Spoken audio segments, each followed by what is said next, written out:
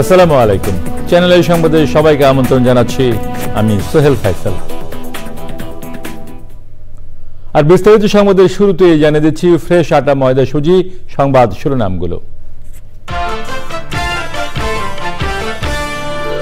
আওয়ামী লীগের নিবন্ধন বাতিল ও রাজনীতি নিষিদ্ধের দাবি জাতীয় নাগরিক পার্টির। রাজনৈতিক সিদ্ধান্ত রাজনীতিবিদদেরই নেওয়া উচিত মন্তব্য। অবিলম্বে আওয়ামী লীগের রাজনীতি নিষিদ্ধ না করলে কঠোর কর্মসূচির হুঁশিয়ারি। ফ্যাসিস্টদের পুনর্বাসনের চেষ্টা হলে রুখে দাঁড়ানোর ঘোষণা। এবং নির্বাচন ও সংস্কারের মুখোমুখি দাঁড় করিয়ে ফ্যাসিবাদ বিরোধী ঐক্য বিনষ্টের চক্রান্ত হচ্ছে বললেন তারেক রহমান। নতুন ষড়যন্ত্র মোকাবেলায় সতর্ক থাকার আহ্বান।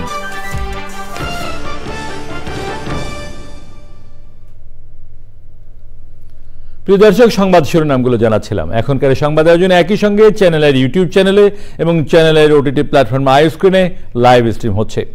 যাচ্ছে বিস্তারিত সংবাদে। দেশের রাজনৈতিক সিদ্ধান্ত রাজনীতিবিদদেরই নেওয়া উচিত, সেখানে সেনাবাহিনী বা অন্য কোনো সরকারি প্রতিষ্ঠানের কথা বলার এখতিয়ার নেই বলে জানিয়েছেন জাতীয় নাগরিক পার্টি এনসিপির আহ্বায়ক নাহিদ ইসলাম। শুক্রবার রাতে দলের কেন্দ্রীয় কার্যালয়ে জরুরি সংবাদ সম্মেলনে তিনি এসব কথা বলেন। জুলাই গণহত্যার বিচার চলাকালে আওয়ামী লীগের নিবন্ধন বাতিল ও রাজনীতি নিষিদ্ধের দাবিও জানান তিনি। এ সময় দলের দক্ষিণাঞ্চলের মুখ্য সংগঠক হাসনাত আব্দুল্লাহ জানান, আগে আওয়ামী লীগের দৃশ্যমান বিচার, তারপর অন্য কোনো আলোচনা হলেও হতে পারে। বিস্তারিত তাহবিমুল ইসলামের রিপোর্টে। চলমান রাজনৈতিক প্রেক্ষাপট নিয়ে জাতীয় নাগরিক পার্টির জরুরি সংবাদ সম্মেলন। রাজধানী বাংলা মোটরে দলটির কেন্দ্রীয় কার্যালয়ে উপস্থিত দলের শীর্ষ নেতারা। সদস্য সচিব আক্তার হোসেনের সঞ্চালনায় দলের আহ্বায়ক নাহিদ ইসলাম লিখিত বক্তব্য পাঠ করেন। আওয়ামী লীগ প্রসঙ্গে প্রধান উপদেষ্টার বক্তব্যে নিন্দা জানিয়ে দলটির আহ্বায়ক নাহিদ ইসলাম আওয়ামী লীগের রাজনীতি নিষিদ্ধের দাবিতে ঐক্যবদ্ধ হতে সব রাজনৈতিক দলের প্রতি আহ্বান জানান। একটি রাজনৈতিক দল কার্যক্রম করতে পারবে কি পারবে না, এটি সম্পূর্ণই একটি রাজনৈতিক সিদ্ধান্ত এবং এই সিদ্ধান্ত নেওয়ার এখতিয়ার কেবল মাত্র সরকার, রাজনৈতিক দলগুলো, বিদ্যমান রাজনৈতিক দলগুলো এবং জনগণের রয়েছে। সেখানে সেনাবাহিনী কিংবা রাষ্ট্রীয় এমন কোনো প্রতিষ্ঠান তাদের আসলে এ বিষয়ে কোনো ধরনের মন্তব্য, পরিকল্পনা বা সিদ্ধান্ত প্রস্তাবনা দেওয়ার কোনো ধরনের এখতিয়ার নেই। নাহিদ ইসলাম বলেন, সবার আগে জুলাই গণহত্যার বিচার করতে হবে। যত গণহত্যা হয়েছে ৭১ থেকে শুরু করে বাংলাদেশের, সেই সকল গণহত্যার বিচারই আমরা চাই। তবে রাজনৈতিকভাবে এই মুহূর্তে বাংলাদেশের সবচেয়ে গুরুত্বপূর্ণ কনসার্নের জায়গাটা হচ্ছে আওয়ামী লীগ। ফলে আওয়ামী লীগের বিচার এবং আওয়ামী লীগের যে নিবন্ধন বাতিল সহ তাকে রাজনৈতিক এবং সাংগঠনিকভাবে কার্যক্রম থেকে বিরত রাখার বিষয়ে সরকার এবং সকল রাজনৈতিক ফ্যাসিবাদ বিরোধী রাজনৈতিক পক্ষগুলোকে আমরা একত্রিত হওয়ার আহ্বান জানাচ্ছি। পরে সাংবাদিকদের প্রশ্নের জবাবে দলের দক্ষিণাঞ্চলের মুখ্য সংগঠক হাসনাত আব্দুল্লাহ গতরাতে দেওয়া নিজের ফেসবুক স্ট্যাটাসের ব্যাখ্যা দিয়ে বলেন, কোনো বিদেশি বা এজেন্সির প্রতি প্রতিজ্ঞাবদ্ধ নয় এনসিপি। মানে বিদেশি ষড়যন্ত্র অথবা দেশীয় কোনো ষড়যন্ত্র বা এজেন্সি থেকে কোনো ধরনের এখানে অপচেষ্টা চালানো হয়, সেক্ষেত্রে আমরা সাধারণ মানুষের কাছে কমিটেড, আমরা ছাত্র নাগরিকের কাছে কমিটেড। আমরা নির্যাতিত, নিপীড়িত, বঞ্চিত, গুম, খুন, হত্যা শিকার যারা গত দীর্ঘ ১.৫ দশকের বেশি সময় ধরে হয়েছে, রাজনৈতিকভাবে নির্যাতিত যেই ক্রিয়াশীল রাজনৈতিক দলগুলো হয়েছে, আমরা তাদের কাছে কমিটেড। কোনো এজেন্সি, কোনো বিদেশি কোনো কর্তৃপক্ষ কারো কাছে আমরা কমিটেড না। সারা দেশে এনসিপি নেতাকর্মী, সমর্থক ও ছাত্র জনতাকে আওয়ামী লীগের বিচার ও নিষিদ্ধের দাবিতে বিক্ষোভ কর্মসূচি অব্যাহত রাখার আহ্বান জানান দলের নেতারা। তাফহিমুল ইসলাম, চ্যানেল আই, ঢাকা। অবিলম্বে আওয়ামী লীগের রাজনীতি নিষিদ্ধ না করলে কঠোর কর্মসূচিতে যাওয়ার হুঁশিয়ারি দিয়েছেন ইনকিলাব মঞ্চের নেতারা। বিক্ষোভ মিছিল শেষে ঢাকা বিশ্ববিদ্যালয়ে রাজু ভাস্কর্যের সামনে এসব বলেন ইনকিলাব মঞ্চের নেতাকর্মীরা। তারা বলেন, গুড আওয়ামী লীগ আর ব্যাড আওয়ামী লীগ বলে কিছু নেই, আওয়ামী লীগ বলতেই খারাপ, এদের পুনর্বাসন করার সুযোগ নেই। তাহবিমুল ইসলামের রিপোর্ট। আওয়ামী লীগ নিষিদ্ধের দাবিতে ঢাকা বিশ্ববিদ্যালয় এলাকায় বিক্ষোভ মিছিল করেছে একাধিক সংগঠন। জুম্মার নামাজ শেষে ঢাকা বিশ্ববিদ্যালয় কেন্দ্রীয় মসজিদ থেকে মিছিল বের করেন তারা। বিক্ষোভ মিছিলে অংশ নেয় ইনকিলাব মঞ্চ, বাংলাদেশ গণতান্ত্রিক ছাত্র সংসদ, আজাদ প্যালেস্টাইন সহ কয়েকটি সংগঠনের শতাধিক নেতাকর্মী। মিছিলগুলো ঢাকা বিশ্ববিদ্যালয়ের বিভিন্ন সড়ক প্রদক্ষিণ করে শেষ হয় রাজু ভাস্কর্যের পাদদেশে গিয়ে। সংক্ষিপ্ত সমাবেশে সংগঠনের প্রতিনিধিরা অভিযোগ করেন, আওয়ামী লীগকে সাথে নিয়ে নির্বাচন আয়োজনের ষড়যন্ত্র হচ্ছে। আহতদেরকে বাঁচাতে, শহীদদের পরিবার বাঁচাতে, জুলাই যোদ্ধাদেরকে বাঁচাতে, রক্ত থাকতে আওয়ামী লীগ পুনর্বাসন করতে দিব না। ইনকিলাব মঞ্চের নেতারা বলেন, গুড আওয়ামী লীগ আর ব্যাড আওয়ামী লীগ বলতে কিছুই নেই। 2.5 বছর বিএনপি ক্ষমতায় থাকবে, 2.5 থেকে 3 বছর আওয়ামী লীগ বিরোধী দলে থেকে ভারতকে সাথে নিয়ে, ইসরায়েলকে সাথে নিয়ে এমন ষড়যন্ত্র করবে, 3 বছরের মাথায় বিএনপিকে লাথি মেরে ক্ষমতা থেকে সরিয়ে দিবে। বিএনপি জামাত কেন আওয়ামী লীগকে নিষিদ্ধের স্পষ্ট দাবি তুলছে না, সেই প্রশ্ন করেন তারা। তাফহিমুল ইসলাম, চ্যানেল আই, ঢাকা। জাতীয় পার্টির চেয়ারম্যান জিএম কাদের বলেছেন, আওয়ামী লীগ নিষিদ্ধের পক্ষে নেই জাতীয় পার্টি। তিনি বলেন, সরকারের মদতপুষ্টদের এজেন্ডা বাস্তবায়নে নির্বাচন বিলম্বিত করলে তা দেশের জন্য শুভকর হবে না।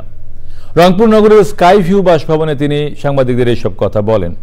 এ সময় জাতীয় পার্টির vice chairman S M Yasir Ahmed, মহানগর জাতীয় পার্টির সিনিয়র সহসভাপতি লোকমান হোসেন, যুব সংহতির নেতা নাজিম উদ্দিন ও অন্যরা ছিলেন।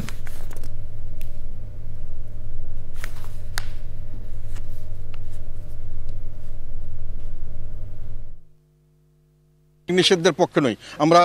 আওয়ামী লীগ একটি দলের ভিতরে যারা বাস করছে বা তারা খারাপ হতে পারে। আওয়ামী লীগ একটা গাড়ি, তার ড্রাইভার খারাপ হতে পারে, গাড়িটা তো খারাপ না। কাজে এইগুলো জিনিস বুঝতে হবে। তো এগুলো না বুঝে দেশের একটা বিশাল অঙ্কের জনসংখ্যাকে বাইরে রেখে আমি আমার ইচ্ছা মতো, যেটা হাসিনা করতে চেয়েছিল, এই হাসিনার ফেসিবাদী এখন আবার দেখছি যে অর্ধেক লোককে বাদ দিয়ে ইলেকশন করবে জোর করে, এবং জোর করে আমাদেরকে নিয়ে আসবে, কাউকে জোর করে বাদ দেবে। এই ইলেকশন গ্রহণযোগ্য হবে না। এই ইলেকশনের দেশে কোনো স্থিতিশীলতা আসবে না এবং দেশ আরও সামনের দিকে সংঘাতময় দুর্যোগপূর্ণ অবস্থা চলে যাবে। বিএনপির ভারপ্রাপ্ত চেয়ারম্যান তারেক রহমান বলেছেন, সংস্কার একটি চলমান প্রক্রিয়া। নির্বাচন ও সংস্কারকে মুখোমুখি অবস্থানে দাঁড় করিয়ে ফ্যাসিবাদ বিরোধী ঐক্য বিনষ্টের চক্রান্ত হচ্ছে। রাজধানীর ইস্কাটনে পেশাজীবী নেতৃবৃন্দ এবং বিশিষ্ট নাগরিকদের সম্মানে আয়োজিত ইফতার মাহফিলে তিনি বলেন, জাতীয় নির্বাচনের আগে স্থানীয় নির্বাচন হওয়া মানে ফ্যাসিবাদের দোসরদের পুনর্বাসন করা। নতুন যে কোনো ষড়যন্ত্র মোকাবেলায় সবাইকে সতর্ক ও সচেতন থাকার আহ্বান জানান বিশিষ্টজনেরা। আক্তার হোসেনের রিপোর্ট। রাজধানীর লেডিস ক্লাবে বিএনপির ইফতার মাহফিলে বর্তমান প্রেক্ষাপটে নানা দিক নির্দেশনা ও প্রত্যাশার কথা বলেন শিক্ষাবিদ, ব্যবসায়ী সহ বিভিন্ন পেশাজীবী সংগঠনের নেতারা। ইফতার আয়োজনে ভার্চুয়ালি যোগ দিয়ে বিএনপির ভারপ্রাপ্ত চেয়ারম্যান তারেক রহমান বলেছেন, রাষ্ট্র ও সমাজের বিভিন্ন ক্ষেত্রে পেশাজীবীদের মেধা, যোগ্যতা ও অভিজ্ঞতা কাজে লাগাতে চায় বিএনপি। পেশাজীবীরা যাতে যার যার পেশার সক্রিয় মর্যাদা রক্ষা করে রাষ্ট্র এবং সমাজে সর্বোচ্চ অবদান রাখতে পারেন। রাজনৈতিক সরকারের কর্তব্য হচ্ছে রাষ্ট্রে তেমন পরিবেশ নিশ্চিত করা, অব্যাহত রাখার পাশাপাশি বিভিন্ন শ্রেণী পেশার বিজ্ঞ অভিজ্ঞ প্রতিনিধিদের মেধা এবং অভিজ্ঞতা রাষ্ট্র উন্নয়ন পরিকল্পনায় কাজে লাগানোর সুযোগ অবশ্যই রয়েছে। নির্বাচন ও সংস্কার ইস্যুতে বিভাজন না করে জনগণের রাজনৈতিক ক্ষমতায় নিশ্চিত করার কথা বলেন তারেক রহমান। বলেন, জনগণের গণতান্ত্রিক চর্চার মধ্য দিয়েই সংস্কার টেকসই হবে। এমন পরিস্থিতিতে জাতীয় নির্বাচনের আগে স্থানীয় নির্বাচন হওয়ার অর্থ সারা দেশে ঘাপটি মেরে থাকা পলাতক স্বৈরাচারের দোসরদেরকে রাজনীতিতে পুনর্বাসনের সুযোগ সৃষ্টি করে দেওয়া। দীর্ঘ 1.5 দশকের মাফিয়া শাসনকালে তরুণ প্রজন্মের প্রায় 3.5 কোটি ভোটার সহ কেউ ভোট দিতে পারেননি। সুতরাং এইসব ভোটারদের রাজনৈতিক ক্ষমতায়ন নিশ্চিত করার জন্য সবার আগে প্রয়োজন জাতীয় নির্বাচন অনুষ্ঠান। মৌলিক সংস্কার করে দ্রুত নির্বাচন দিলেই সব সমস্যার সমাধান হবে বলে মন্তব্য করেছেন বিএনপি মহাসচিব মির্জা ফখরুল ইসলাম আলমগীর। Akter Hossain, Channel I, Dhaka. আপনারা দেখছেন চ্যানেল আই সংবাদ। এবার খানিকক্ষণের বিরতি, সংবাদে আবার আমন্ত্রণ। এবারে নিটাল টাটা কৃষি সংবাদ।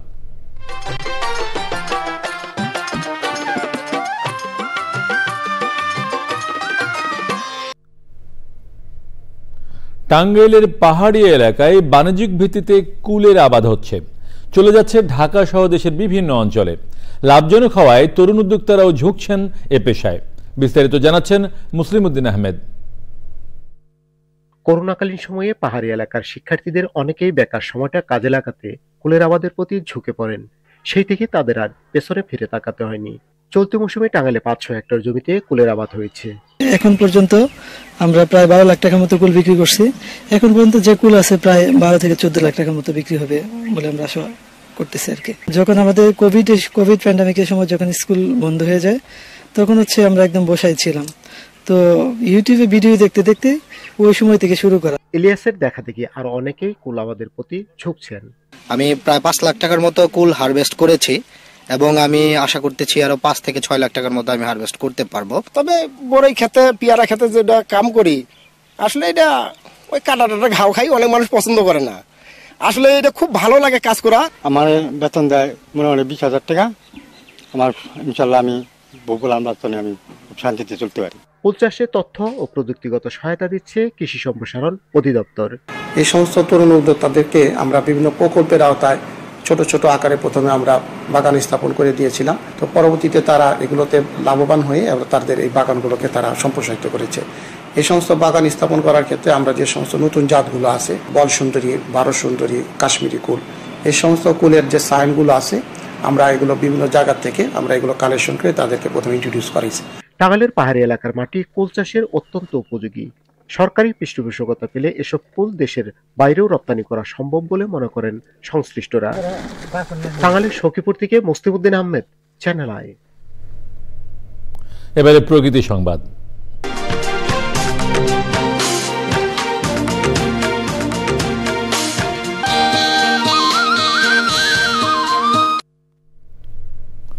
চাঁদপুরে ডাকাতিয়া নদীর ভাঙনে চিন্তিত উত্তর গুণরাজি দর্জিঘাটের হাজারো মানুষ।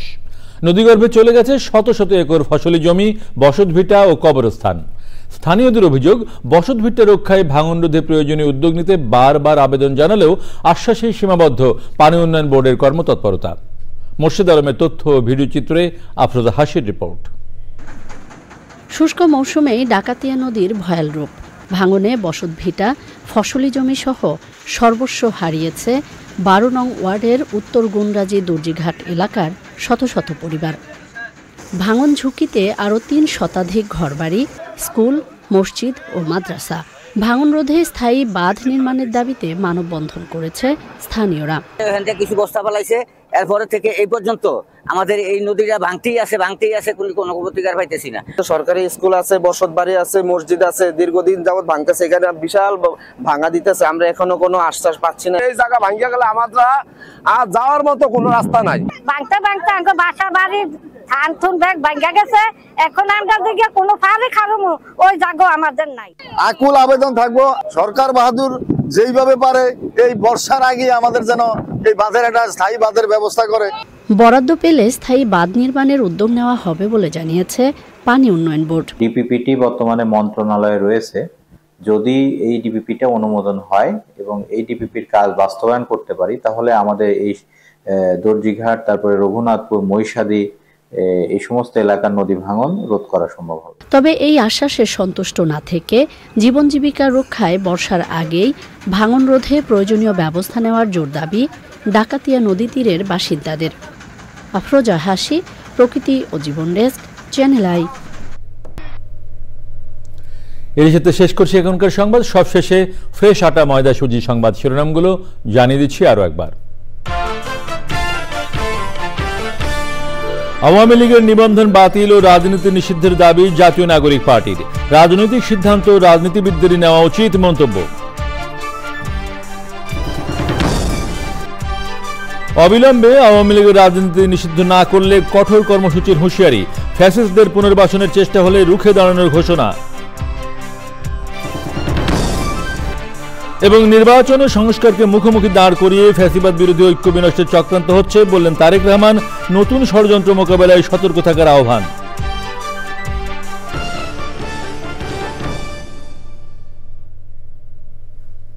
প্রিয় দর্শক, চ্যানেলের সর্বশেষ সংবাদ জানতে ভিজিট করুন channelionline.com-এ। যুক্ত থাকুন আমাদের সোশ্যাল মিডিয়া প্ল্যাটফর্মগুলোর সাথে। আমাদের পরের সংবাদ দেখার আমন্ত্রণ রইল। সবাইকে ধন্যবাদ।